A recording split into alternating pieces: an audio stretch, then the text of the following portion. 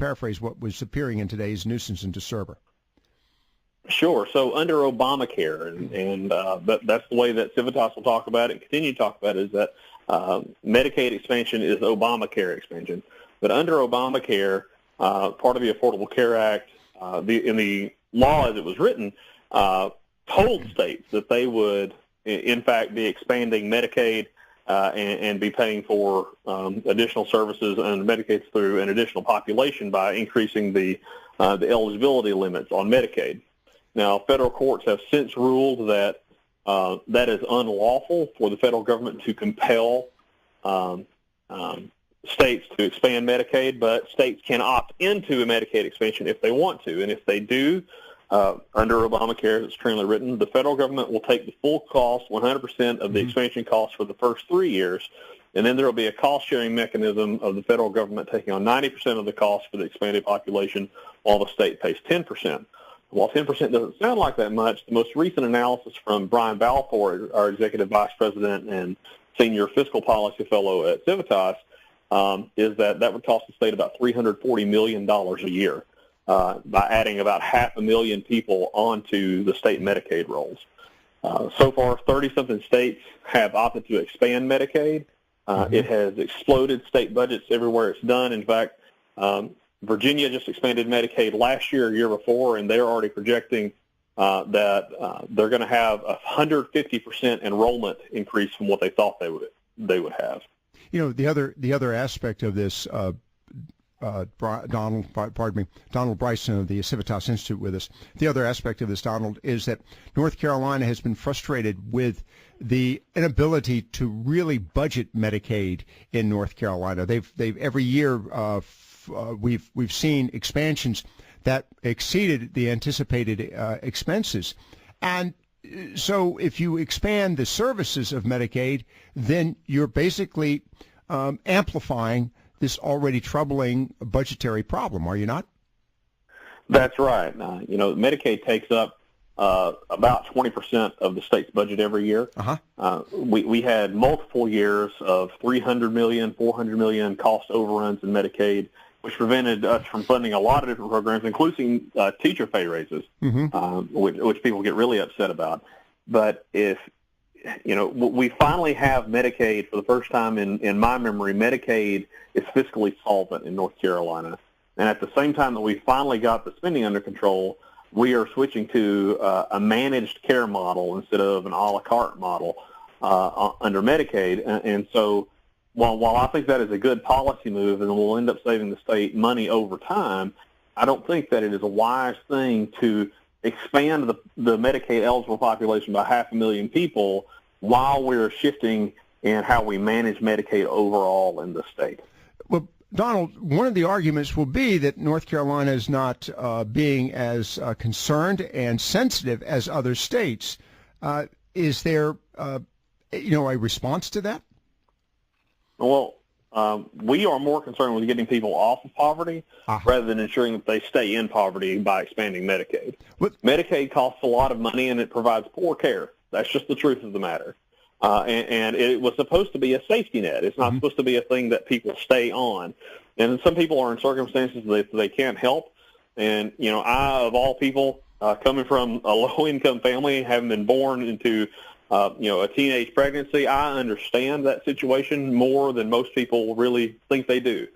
But I think that the General Assembly and Governor Cooper should be moving to create an economy that creates more jobs to help people get off of Medicaid because, as President Reagan said and then Dr. Ben Carson said, a job is the best anti-poverty program in the world. And so we should be looking at ways to create jobs rather than having Medicaid, which provides poor overall medical outcomes, will increase government spending, which means that it will increase government taxes and could cause job losses in the end. Well, that brings me to another topic to discuss this afternoon with you, Donald. And, of course, we're talking with Donald Bryson of the Civitas Institute about several of the issues that they're concerned with and going to be focusing on in the upcoming biennium of the North Carolina legislature. And again, the legislature opens its session tomorrow and will begin work on the new 2-year budget for North Carolina.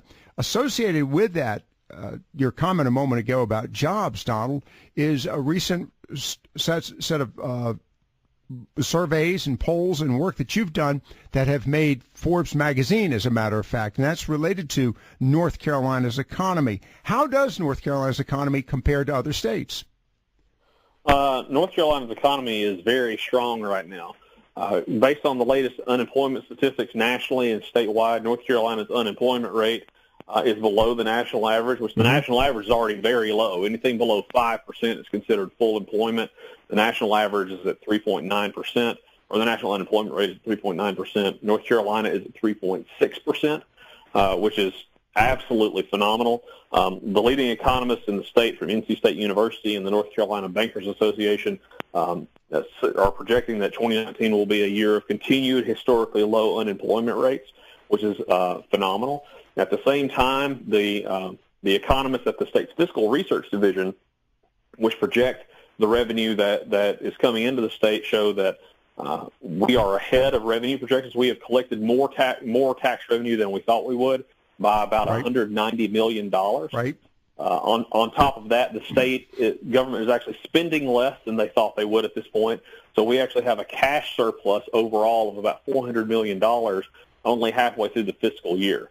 We are in a strong position both fiscally and economically. You know, this whole issue of budget surplus, in light of the fact that North Carolina has been on a continuing effort to reduce tax charges, both for corporate and individuals, has been a topic of great concern for liberals and progressives. As we begin this biennium, of course, there's been somewhat of a change. I say somewhat. It's been a significant change in the legislature, and the supermajorities that existed for the Republicans, both the House and the Senate, no longer exist. My question before we go to this break, in light of the success over the past, two bienniums, is there a concern from the Civitas perspective that we may go back to the older fashion where we no longer focus on being fiscally responsible and seeking cash surpluses and being more aggressive in expenditures? Yeah, we're definitely concerned about that for two reasons. One, Republicans are falling into the trap of, well, we spend more to prove that we care more. Right. We spent more on this government program or that government program. See, doesn't that prove that we care more? And that's not necessarily, a logical thought process. And Republicans need to shake themselves out of that at the General Assembly. The second part is, and this is a shocking thing, even though I think a lot of people listening to your show probably know this, is that Governor Cooper has never signed a budget, ever, as governor. He's never done it because they've always been able to override his vetoes. Right. Well, this year, Republicans don't necessarily have the numbers in just Republican votes alone to override his vetoes, and they're going to have to do some negotiations either with the Democrats in the General Assembly or with Governor Cooper to get a budget passed this year. And so we're concerned that Republicans will end up, from a political standpoint, spending more money to get a budget passed. I'm going to make a quick editorial comment, get your observation on this before we go to the break on that very topic of the legislature, the surpluses we've experienced over the past years. Plus, I've got to make a comment about the rainy day fund, over $2 billion. And we chatted with, or before you joined us, Donald, I was talking with Representative Pat McElrath, who pointed out that when the Republicans took over leadership in both chambers, North Carolina's rainy day fund was less than $1 billion, way less than $1 billion. It's now $2 billion, and it has a structure for funding and refunding, as of course more monies have been drawn from it over the past 6 months as a result of hurricanes here. The observation I'm going to make is the Republicans have done an absolutely lousy job of messaging the success that they've benefited the North Carolina taxpayers over the past two bienniums. That's my observation.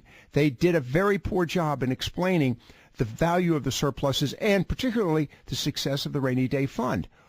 And now the Republicans are faced with, a competitive environment in the legislature. How do we get the message across to the state citizens and the taxpayers that we're in a pretty doggone good situation here? Right. Well, that's something that I've been talking about with you for years, Lockwood, is that Republicans in the state just don't communicate well, if at all. And I think that former Governor Pat McCrory's reelection campaign is a good example of that. A lot of good things happened during his tenure as governor, and then he just didn't get the message across, and Republicans in the General Assembly are suffering that now. And the first thing that they'll say is, well, the media is unfriendly, it's hard to get the message out. Well, that's when you create your own media. And not only that, I mean, there are media out there, unbiased media, of which I am one, who will be glad to promote this, but they've got to message it. We're chatting about our navels here. We'll stop right now. We're going to get on other issues here in a moment with Donald Bryson of the Civitas Institute. I want to bring up one other issue, but want to refocus on the topic of the surplus, why we have this surplus, and the impact of the surplus going forward, as we just mentioned, Forbes study. And then we're going to chat briefly about the issue of school choice, another topic of concern for the Civitas Institute. Donald Bryson with us this afternoon here on Viewpoints.